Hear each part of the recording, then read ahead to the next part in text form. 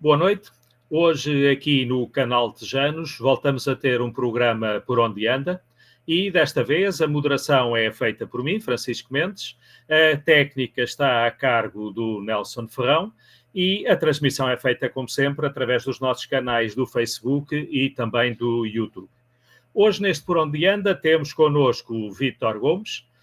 Vítor Gomes, figura bem conhecida de Santarém, mas que, no entanto, nasceu na freguesia de Almoster, mas deslocou-se para a cidade, para a capital do distrito, para a capital do concelho, logo em tenra idade, com 10 anos, em princípio para estudar, mas acabou por ir trabalhar para uma espingardaria. Não foi assim, Vítor? Sim, é verdade. Boa noite. É verdade que eu nasci ali perto de Almoster, no Casal do Paúl, terra que muito gosto e onde vou poucas vezes. Isso aí, o meu pai fez um esforço tremendo para que eu viesse estudar para o liceu, para aprender qualquer coisa. Aos 10 anos vim para Santarém, morar num quarto alugado, ali bem no centro da cidade, no Largo dos Pastoreiros, e lá andei 2 anos a caminhar para o Liceu Sá da Bandeira, mas a coisa não podia correr bem. Por um miúdo de 10 anos em Santarém, na cidade grande, onde nunca tinha vindo, tinha tudo para correr mal, e claro que correu mal. E então, ao fim do segundo ano, as notas não foram suficientes para passar para o terceiro, e o esforço que o meu pai fazia para eu estar ali transformou-se em ir trabalhar. Portanto, nessa altura não havia problemas de questões de idade, não é? Portanto, quem não estudava, à partida tinha que ir, e muito bem, trabalhar, e foi o que lhe aconteceu, não é? Sim, havia uma questão de idade, só se podia trabalhar a partir dos 14 anos. Mas eu entrei para lá ainda não tinha feito 13, entrei em junho de 69 e estive a trabalhar lá sem fazer descontos para a Segurança Social durante algum tempo, até chegar a tal data em que se podia trabalhar. Então, ainda andei ali dois anos na clandestinidade, praticamente, 1 ano e meio, até ter os primeiros descontos para a Segurança Social e estar perfeitamente legal no mundo do trabalho, no mundo dos grandes, embora fosse bem pequenino. Mas antes de falarmos um bocadinho dessa experiência que decorreu ao longo de mais ou menos 16 anos na espingardaria, fale-nos só um bocadinho de como é que era a vida para um jovem de 10 anos, um miúdo, portanto, em Santarém, sozinho, nesses 2 anos em que andou a estudar no Liceu Sá da Bandeira. Eu diria que não tenho, pelo menos boas recordações não tenho. Eu estava sozinho, não tinha amigos, não tinha conhecidos.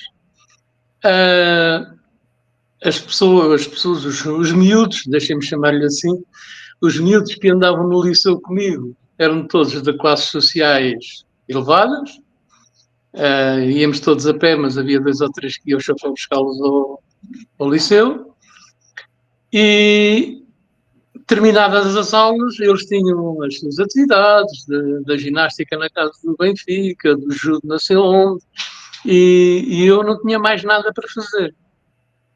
Refugiava-me em ir à Biblioteca Municipal, que hoje é a Brancamp Freire, era aí que eu ia levantar os livros. Então ia lá buscar um livrinho, ia até às portas de sol, lia-me o livrinho, ia entregar o livrinho no outro dia e levantava outro, e era esta a minha vida na cidade, porque não tinha amigos para brincar, não tinha nada. Mesmo aqueles que moravam ali na mesma zona, eu não me conseguia integrar no grupo deles, porque eles tinham lá as suas rotinas, as suas coisas para fazer, e eu não tinha nada disso. O que eu tinha ali era tempo para passar para no outro dia ir para o liceu outra vez. O estudar era uma coisa que eu achava que não precisava. Eu achava que decorava tudo, para que é que eu precisava estar a estudar, então nunca estudava nada, ia fazendo. Aguentei os primeiros 2 anos a fazer com aquilo que a professora primária me tinha ensinado, e depois, é claro que deu o que deu. Então, mas um rapaz na altura, um homem hoje, que tanto gostava e gosta da leitura dos livros, parece um bocadinho incongruente que não gostasse de estudar e não estudasse, não é? Ou aquilo não lhe dizia nada, aquelas matérias não lhe diziam nada? Pois, a questão é essa mesmo. Eu lia muito. Era raro o dia que não trocava um livro da biblioteca. Lia tudo aquilo que os miúdos liam nessa altura, não é? Aquelas histórias infantis ou juvenis. Li, sei lá, todos os Júlios Vernes conhecidos e imaginários e por aí fora. Agora, realmente, pôr-me a ler, pôr-me a agarrar num livro para estudar, um pensamento que eu tinha é isso. Se eu ouvi isso falar isso ontem, se eu ouvi falar ontem, hoje sei. Era, era o meu método de trabalho de estudo era esse e o resultado está à vista. Pronto, então, por essa razão, foi parar à espingardaria, onde teve os tais 16 anos, creio eu, não é? E aí teve, para alguém que não tinha prática nenhuma daquilo, nem estudos sequer, começou com Marçano, mas evoluiu bem lá dentro, não é? Sim, é verdade que, pronto, eu entrei lá como Marçano, que se chamava na altura, e fui fazendo tudo. Mas o meu espírito de curiosidade levava-me a querer saber mais que aquilo que me ensinavam, porque a mim diziam assim, olha, vai fazer aquilo. E eu às vezes tentava entender porque é que eu ia fazer aquilo. E porque é que era assim, e o que é que era, o que é que não era. Portanto, o meu espírito curioso levou-me a aprender muito sobre o ramo. Eu, quando tinha 18 anos, já era, se não era o maior lá dentro, já era o substituto do patrão, muitas vezes que ele lá não estava. Eu já dominava tudo o que era armas e munições, eu já sabia tudo, ou quase tudo. Nós nunca sabemos tudo, mas sabia quase tudo. E sabia argumentar porque é que isto era melhor, porque é que aquilo era pior. E não era por ter ouvido falar ali, é porque agarrava-me aos catálogos e punha-me a tentar lê-los. E os catálogos vinham em italiano, vinham em espanhol, vinham em francês, e eu lá ia tirando umas para as outras e lá ia descobrindo mais qualquer coisa. E esse mais qualquer coisa foi-me dando tudo aquilo que eu precisava para evoluir no trabalho que estava a desempenhar. A minha facilidade também de comunicar com. Trabalhar ao balcão é uma das coisas importantes, é conseguir comunicar, conseguir falar com as pessoas, conseguir entendê-las, conseguir inclusive fingir que estamos de acordo com elas, e eu tinha essa habilidade, entre aspas. O Vítor costuma dizer que é um autodidata, também aprendeu muito na vida, mas também aprendeu a lidar com as pessoas, como acabou de dizer, mas que tem uma frase muito engraçada que é sei um pouco de tudo, mas não sou especialista em nada. Não é? Isso tem a ver com esse espírito de sozinho querer aprender, querer estudar, mas não propriamente numa forma de ensino organizada como era o liceu. Não é? Sim, indiscutivelmente eu costumo dizer essa frase um pouco na brincadeira, mas é aquilo que é verdade. O meu espírito de querer saber e de conhecer levou-me a que eu fizesse, levou-me a que eu fosse radioamador, por exemplo. O radioamador é, sem dúvida, na maior parte das vezes, um autodidata, mas um curioso, um que quer saber como é que as coisas funcionam, porquê que funcionam assim, os fenómenos eletromagnéticos, todas essas coisas. E o meu espírito de querer conhecer levou-me a vários caminhos onde aprendi muitas coisas. Normalmente aprendia sempre com os outros que já lá estavam e que já sabiam mais um pouco que eu. Então, e como é que surgiu aí a informática no meio disso? Alguém que veio da espingardaria e depois passa a ser técnico informático mais tarde, para além dessa ligação ao radioamadorismo que acabou de falar? Não, há aí um outro período que é o que me leva à informática.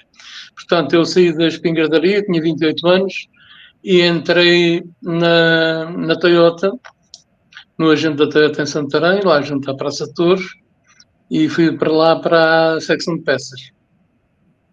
Na secção de peças, uma coisa totalmente nova para mim também, eu não sabia como é que um carro era feito por dentro, mas encostei-me aos mais velhos, fui vendo como é que era, fui aprendendo, e em 1985, 86, talvez 86, tive a sorte de a Toyota informatizar os concessionários.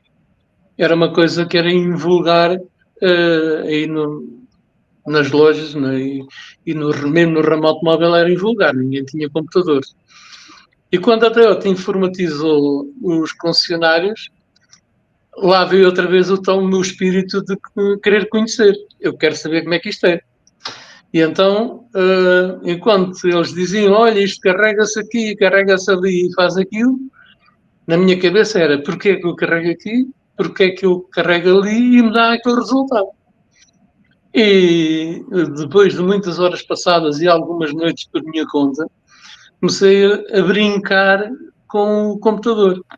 Ou seja, a fazer pequenos programinhas em BASIC, que era a programação, a linguagem de programação que as máquinas tinham lá instaladas, que nesse caso eram uns IBM XT, qualquer coisa do género de ter um disco de 2 megabits e ter disquetes de papel de 500 capas. E nós estávamos lá que temos a fazer uma cópia de segurança peça de disquetes de papel. E junto com o computador vinha um manual básico. Então o que é que eu fiz? Agarro no manual básico e vou dizer, como é que se faz uma conta de semana básica? 2 mais 2. E 3 linhas, consigo fazer uma conta de semana. Se eu consigo fazer uma de semana, também consigo fazer uma dividir. Pronto, e neste espírito de aventura, de conhecimento e de tentar conhecer, fui evoluindo bastante. E ao mesmo tempo que ia vendendo peças e que ia sendo promovido na empresa, chegando a ser chefe de secção durante alguns tempos, fui também evoluindo na programação e fazer coisas, até que cheguei a um determinado momento em que eu disse para o técnico de informática do Salvador Caetano, eu quero fazer um módulo para este programa que ele não tem, que era uma coisa que hoje é vulgaríssimo e que na altura uma casa como a Caldas não tinha. Era, fazia faturação, mas não tinha contas correntes. As contas correntes eram feitas à mão num papel. E eu, com o meu trabalho, consegui chegar, mas faltava-me um pequeno pormenor. Faltava-me um pormenor que era a estrutura do fecheiro onde estavam armazenadas as faturas. Eu já sabia qual era o fecheiro está ali. Agora, se me derem a estrutura, eu consigo saber onde é que começa uma fatura e começa a outra. Pá, o homem diz, nem penso nisso, porque não sei o quê, isso destrói tudo. E eu disse-lhe assim, está bem, você não me dá, eu vou procurar. Demorei mais 3 dias a procurar, encontrei e fiz. No fim de mostrar aquilo, ele já queria vender aquilo. Já queria vender aos concessionários aquele módulo. Eu disse, não, desculpe, isto é exclusivo meu, sou eu é que mexo nisto, mais ninguém mexe. Portanto, lá vem sempre a mesma coisa. É o espírito de querer saber mais é que me leva para a informática. No fim de estar, ainda estive na Toyota uns 10, 11 anos, fui chefe de secção, fui ao Japão por conta da Toyota, visitar a fábrica da Toyota, e depois, em 94, 95, decidi abrir uma lojinha a vender computadores. Pensava eu, na altura, que aquilo até era para ser um emprego para a minha mulher. Abri uma lojinha no extinto Feira Nova, ainda era o Feira Nova, com as lojinhas fora do edifício, para quem conheceu, e estive por ali, e chegou uma altura, e mantinha-me na Toyota, depois chegou uma altura que eu não chegava para os dois lados. Para estar a vender computadores não podia estar na Toyota e vice-versa, e chegou uma altura que fizemos lá um acordo e eu dediquei-me então à informática. Em bom tempo ou em mau tempo, não sei bem sobre o que é que teria acontecido a seguir, mas a realidade é que o tal agente da Toyota fechou por imposições que não tem nada a ver com falta de dinheiro nem nada, mas fechou, os funcionários que lá estavam vieram embora, então, olha, eu já tinha qualquer coisa para fazer mesmo antes daquilo ter fechado. Então, se calhar, se não tivesse ido para a informática, toda a gente sabe que o Vítor é um exímio cozinheiro, portanto, se calhar tinha ido para a cozinha, não? De onde é que vem esse gosto pela cozinha? Quem sabe, sim. Ainda na altura que estive na espingardaria, fiz duas tentativas, em conjunto com um outro colega, fiz 2 tentativas para abrir uma tasquinha de petiscos. Uma delas na Ribeira de Santarém, o célebre Condesse da Ribeira, quando ele mudou da zona da cheia para a zona que não tem cheia, eu ainda fui tentar alugar aquilo. Mas na altura, antes já um outro tinha ido fazer o negócio, não sei o quê, pronto, eu já não estava disponível. E então morreu aí. Mas depois, algum tempo depois, uh, tentámos fazer uma tasquinha que fica, ainda lá está, que é interessante é que ainda lá está, fica ali perto do shopping. Havia uma estação de serviço e depois ao lado havia uma tasquinha que ainda lá está, que não sei agora como é que se chama, mas também não é importante. E eu fui lá com esse meu colega, à senhora, que era uma velhota que tomava conta daquilo, se ela queria despassar aquilo. E ela disse-nos, olha, eu gostava, eu até, se eu fosse outra pessoa, até fazia um negócio com vocês. Mas não faço, porque isto vai ir tudo ao chão, vai ir tudo para o chão, vai ser tudo demolido, e a minha também vai ser demolida, já me disseram. Pronto, e então nós não fizemos o negócio, a realidade é que ela ainda lá está, não foi demolida, já passaram 40 anos depois disso. Pronto. Pela cozinha, pelos petiscos, essencialmente, vem desde há bastante tempo, mas essencialmente desde que esse meu colega tinha muito jeito para fazer. Ele, de qualquer coisa, fazia um bom petisco. E eu andei com ele muito tempo a fazer coisas para os amigos e fui metendo a mãozinha também. E ainda hoje, pronto, eu hoje cozinho para os amigos, só por brincadeira, não, longe de mim querer ser um cozinheiro, não, nada disso. Meti-me em algumas brincadeiras dessas de cozinha, mas só por desporto e porque é interessante. Portanto, é um gosto não profissional propriamente, como é o radioamadorismo e a leitura, de uma forma muito diferente, mas a leitura também. Voltando um bocadinho atrás nas coisas, a vida do Vítor apanhou uma fase, como a minha, mas a sua ainda mais um bocadinho, apanhou uma fase antes do 25 de Abril, viveu intensamente o 25 de Abril e apanhou, obviamente, 50 anos já depois do 25 de Abril. Como é que nos pode descrever ou falar da sua experiência, sobretudo, obviamente, também desta fase do depois, mas sobretudo do que viveu ainda e do conheceu como eram as coisas antes do 25 de Abril e depois da sua experiência mais ativa durante o período revolucionário. Sobre o 25 de Abril, provavelmente está tudo dito. Eu não acrescento muito mais. Todos, quer queiramos, quer não, todos reconhecemos a miséria, essencialmente a miséria, que existia numa aldeia como a minha. Pronto, a minha aldeia como a minha tinha ali 50 ou 60 moradores que trabalhavam essencialmente nas pedreiras, de manhã à noite, por um mísero salário que mal dava para comer. Os filhos era para o mesmo caminho. Nessa altura eu fui o primeiro da minha aldeia a vir estudar para Santarém. Ninguém se dava ao luxo de estudar. Normalmente aqueles que vinham trabalhar para as oficinas, depois iam estudar de noite. Houve alguns que foram estudar de noite para a escola industrial, porque estavam a trabalhar nas oficinas e depois iam para lá e aquilo dava para estudar. Então.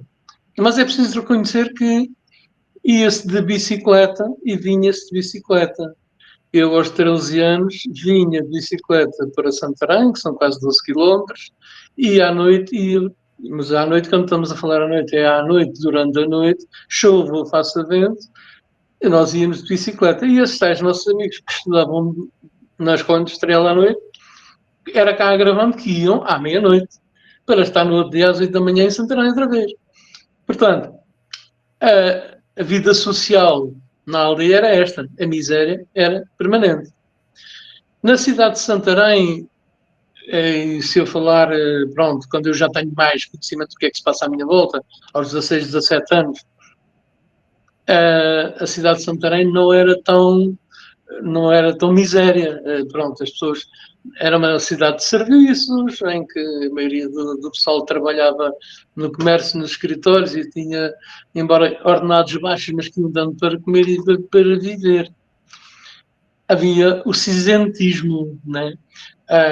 O não se poder falar, o não se poder conviver, não se poder fazer ajuntamentos, até os bailes eram controlados. Portanto, isso a gente notava naquela idade. Vem aquele célebre dia em que eu ainda não tenho 18 anos, faço 18 anos no final desse ano, e eu recebo esse dia com uma festa tremenda logo em casa, porque eu era um ouvinte regular da Rádio Moscou, em ondas curtas, nos 49 metros, e, e todos os dias aquelas emissões falavam de qualquer coisa que se fazia, que ia acontecer em Portugal, ou que se ia fazer em Portugal, ou notícias de mais greve aqui, mais revolução lá. E eu estava mais ou menos preparado para que um dia destes acontecesse uma coisa diferente. E é verdade que quando ouvi o Rádio Clube Português com a música, as marchas militares, e quando ouvi o primeiro comunicado do aqui Movimento das Forças Armadas, é claro que o meu corpo estremeceu, eu saltei, não sei bem o que é que vesti, e agarrei na motorizada Zida que já tinha à altura, e aí venho eu para Santarém para ver o que é que estava a acontecer. E quando eu chego a Santarém, as pessoas estão todas medrosas, ninguém fala daquilo. E já, epá, aconteceu qualquer coisa, mas é que é preciso cuidado, tá. Quando eu entrei na espingardaria às 9 da manhã, e disse para o meu colega, epá, desta vez é que é. E ele disse, está calado, está calado, está calado, está calado. Bah, entretanto, a espingardaria foi obrigada a fechar pela polícia e tal, e vim festejar para a rua. Aí, da parte da tarde, eu diria que já se festejava em força em Santarém. Eu, entretanto, regressei à aldeia nesse dia ainda para tentar lá fazer uma festa lá com o pessoal, mas eles lá eram mais distraídos ainda. Não, não se juntaram para gritar ou para falar ou para ouvir a rádio, que era a única coisa que tínhamos para saber notícias, nada disso. E regressei à cidade e vim juntar-me aos magotes de pessoas que já se juntavam no lar seminário, junto à escola prática e por aí. A vivência a partir daí foi indescritível. O que era cinzento passou a ser vermelho, o que era um bocadinho mais escuro passou a ser amarelo às riscas. Bom, a alegria, o olhar, era totalmente diferente das pessoas. Eu tenho uma fotografia do dia 26 à noite, quando chegam os militares de Lisboa, e ninguém se conhece, mas toda a gente se abraça. É uma coisa indescritível. Eu hoje não sei explicar aquilo. E hoje, vendo à distância, digo assim, valeu a pena. Somente, valeu a pena. Mas é só satisfação 50 anos depois ou é também desilusão? Não, eu não sou daqueles que se desiludem. Eu costumo dizer aos amigos que sou um revolucionário desiludido, mas um revolucionário desiludido porque eu acreditei numa revolução que não consegui levar ao fim. E custa-me às vezes ver que, bom, tanto que nós fizemos por isto e agora não temos. Eu fui sindicalista do Sindicato do Comércio durante alguns anos, tanto antes do 25 de Abril como depois do 25 de Abril, tanto que se lutou para que os trabalhadores do comércio tivessem as mesmas regalias que tinham os outros trabalhadores. Eu lembro-me de usar um PIN que dizia 44, que era uma reivindicação pelas 44 horas de trabalho por semana, que era fechar ao sábado à hora do almoço e abrir à segunda-feira. E antes do 25 de Abril havia um PIN que dizia 44. Aquilo 44 não é. A PIN não podia agarrar porque a gente andava com o 44, mas o 44 tinha um significado. E hoje olho para o comércio e está aberto noite e dia. Eu fico triste, sim. Valeu a pena nós andarmos a lutar para ter 44 horas por semana e agora eles estão abertos noite e dia e fazem os horários que querem e o trabalhador submete-se porque senão vai para a rua e tem sempre mais dois para pôr no mesmo lugar. Pois aí às vezes há uma desilusão, mas só isso. no geral, é satisfação e não desilusão, não é? Vendo a coisa pela positiva. O Vítor, temos estado a falar ao longo deste tempo, que sempre teve um grande interesse pela leitura, pelos livros, portanto, mas nos últimos anos na parte dos livros, não se ficou pelo interesse na leitura. E, portanto, meteu mãos à obra e foi também à escrita, não é? E acabou por escrever alguns livros que, de alguma forma, parecem autobiografias ou são autobiografias, mas misturadas com ficção. É uma boa descrição assim ou não? Sim, portanto, eu tenho 3 livros que foram publicados. Os 2 primeiros são autobiografia. É a minha intenção, um dia, continuar a autobiografia, mas por agora tem estado parado, já há alguns anos está parado. O primeiro livro tem histórias, e esse livro esses 2 livros são feitos de pequenas histórias. O primeiro no livro tem histórias até eu entrar para a escola primária, mais ou menos, até aos 6 anos. E depois, desculpa, há aqui uma falha técnica. Até aos 10 anos, que é quando eu venho para o liceu. E depois, o segundo é dos 10 anos até o 25 de Abril. Portanto, o que eu achei foi que eu estar a contar só as minhas histórias, isto também pouco interesse teria. Se calhar, para dar algum interesse à leitura do livro, há que pôr aqui mais qualquer coisa. E então eu decidi criar uma história paralela, embora por vezes as personagens se cruzem e falem umas com as outras, mas tenho uma história paralela que é ligada à luta política do Partido Comunista antes do 25 de Abril. Portanto, naquele período temporal que os livros tratam. Há ali uma história de ficção com umas determinadas personagens e por vezes essas personagens encontram-me em qualquer lado e falam comigo, mas a seguir, cada qual... ou seja, a história de ficção continua e eu vou continuando a contar histórias da minha própria vida. Esse livro, portanto, esses 2 livros foram feitos em edição de autor.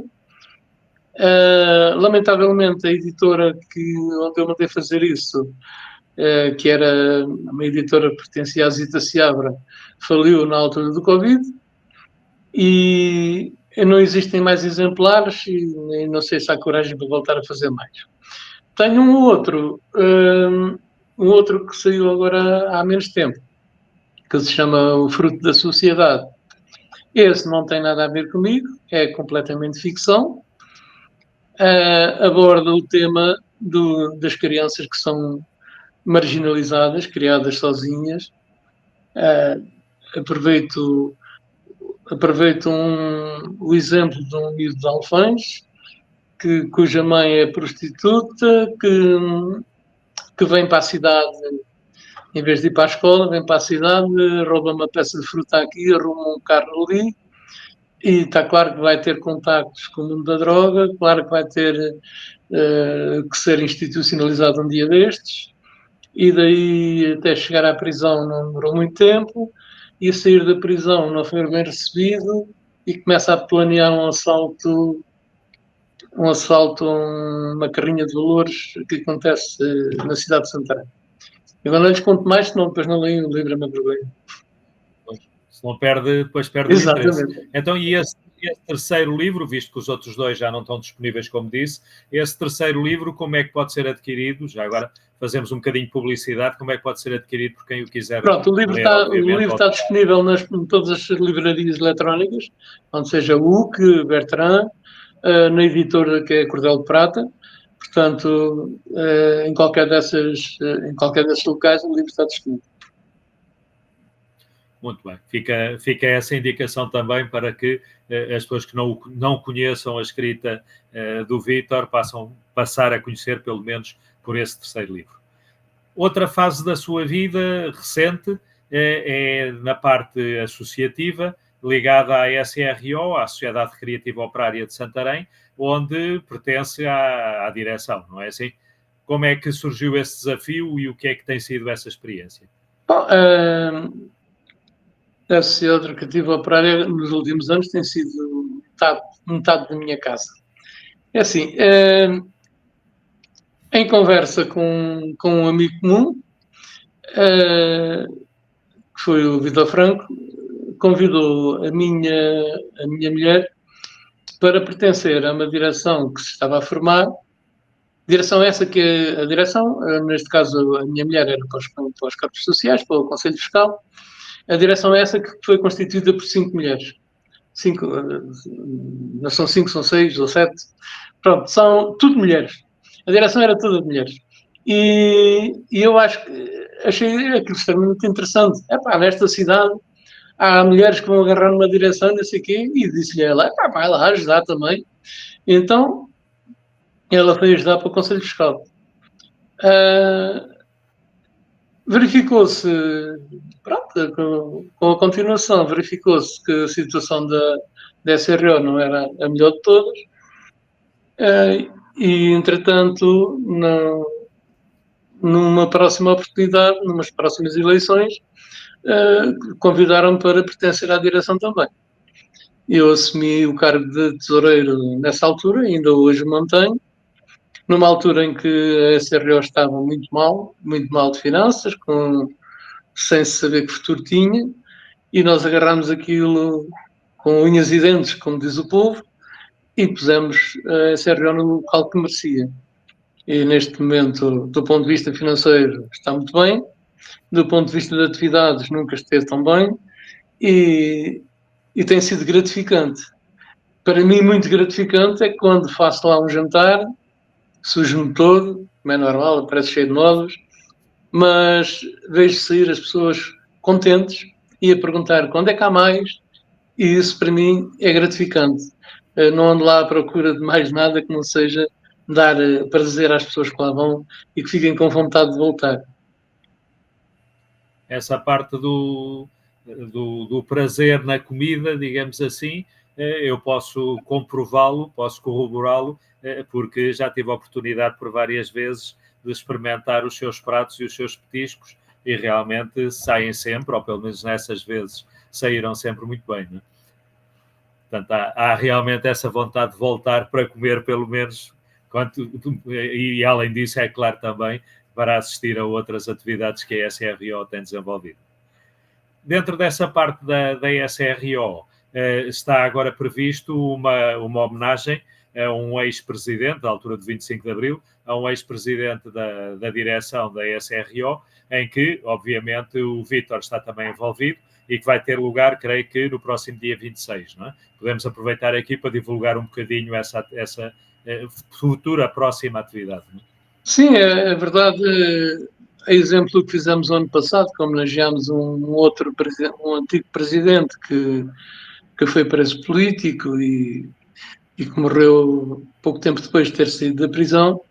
Este ano vamos homenagear um homem que foi um democrata, um antifascista, que antes do 25 de Abril representou a cidade de Santarém nos Congressos de Aveiro, que foi quem presidiu ao último comício do MDP-CD antes do 25 de Abril, e vamos dar-lhe o destaque que ele merece, porque esta cidade realmente peca por isso, por não dar valor aos seus mais ilustres filhos. E então nós, com a ajuda de um grande amigo, a Luís Carvalho, que tem andado a investigar os antigos dirigentes da SRO, e nem só, mas da SRO, da parte que nos toca, decidimos fazer este ano que é o Zé Manuel Faustino, e o Zé Manuel Faustino foi dirigente dessa. Eu tenho uma coisa tremenda de trocar o nome ao homem. Zé Manuel Raimundo. Diamantino Faustino é o outro. O Zé Manuel Raimundo, ele vai me desculpar, está lá em cima a desculpar-me com certeza. O Zé Manuel Raimundo foi dirigente da SRO, mas foi também dirigente do Círculo Cultural Esclavitano, foi também dirigente do Cineclube Foi dirigente do Sindicato dos Comércios, foi um dos fundadores da CGTP Intersindical ainda antes do 25 de Abril. Portanto, um homem que merece ser recordado. E foi assim que nós decidimos este ano fazer a homenagem ao Zé Manuel Raimundo. Então, e portanto vai ter lugar no dia 26 de outubro, a que Vai horas? ter lugar no dia 26 de outubro às 18 horas, com uma conferência onde estarão amigos que conviveram com ele, nomeadamente Bandeira Lopes, o Neto. Vai estar também a Luísa Mesquita, que era sobrinha, e vai estar a família, viúva, as filhas, e esperemos que uma grande audiência, com muitos outros amigos que conviveram com ele e que sabem contar melhor que ninguém aquilo que ele fez e passou para que as coisas hoje estejam como estão. E vai ser também uma oportunidade para provar os seus petiscos. É verdade. Portanto, a seguir, das 18 às 20, vamos falar sobre ele. Às 20 horas vamos se juntar à volta da mesa e vamos comer um piteuzinho que estamos a preparar para esse dia. E assim se vai fazer mais um evento na SRO e mais uns petiscos do Vítor. Vítor Gomes, muito obrigado por ter estado connosco ao longo destes últimos minutos, por ter transmitido a sua experiência de vida já longa em anos também, mas sobretudo longa em conteúdo, e nós desejamos que voltaremos, obviamente, na próxima terça-feira, às 21 horas, como sempre, com um novo tema, com outro convidado. Obrigado e até lá. Obrigado, boa noite.